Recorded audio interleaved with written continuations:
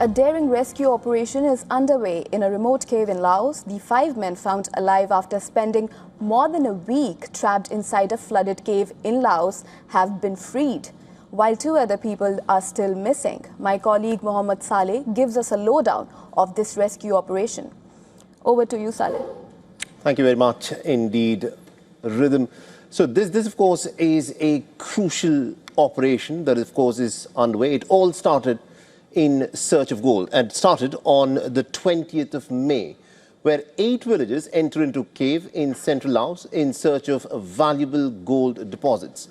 Now, shortly afterwards, there was some unexpected flash flooding that trapped them inside of the cave. However, one of these miners managed to get outside of this cave and then alerted the authorities.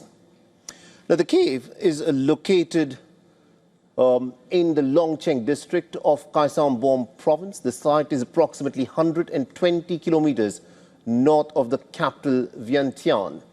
The remote site is extremely hard to access. It requires a very strenuous 5-kilometer hike through steep mountainous terrain.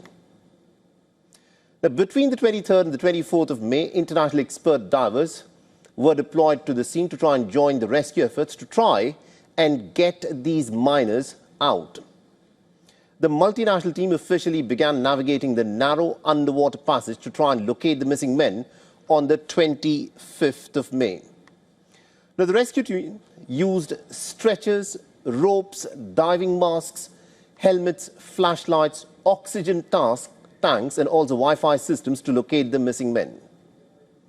On the 27th of May, after days of some very perilous diving, the team successfully located 5 of the villagers who were still alive in the 4th chamber of this cave.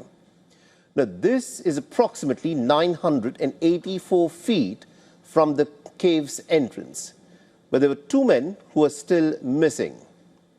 The rescue in the remote mountainous area of central Kaisambom province has been a race against time.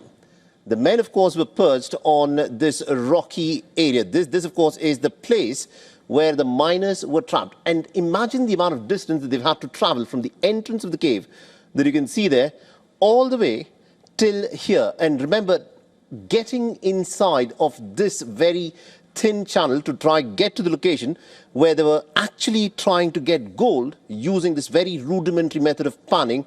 This was the site. And this is where about some of the men were in fact rescued, 5 of them. And the conditions in which these men were operating can be gauged by the fact that the tunnel was just 60 centimeters wide. So in a tunnel that was 60 centimeters wide, they had crawled all the way down in. They were stuck there. Flash flooding resulted in the cave getting completely flooded. And first 1 man managed to escape, and there were 5 others who managed to come out much later. And they were extremely hungry. They were suffering from dehydration, but otherwise they appeared to be fairly stable. So as the rescue mission continued on the 28th of May, a generator was put close to the entrance of the cave to try and pump out the water in an effort to try and drain the cave ahead of the survivors' extraction. Now, there were many challenges that were involved, including the very tricky navigation of the muddy passageways and underground streams using cables to guide the way. Now, some parts of the tunnel were so narrow that the divers reported being forced to remove their equipment to try and squeeze through that channel.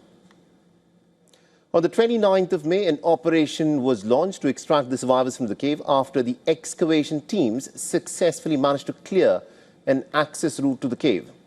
While the first survivor was pulled to safety on Friday, 4 others were freed on Saturday. So this is how the rescue efforts were in fact carried out to try and get these survivors out of this very, very narrow cave that they had got themselves into. It's back to you, Rhythm.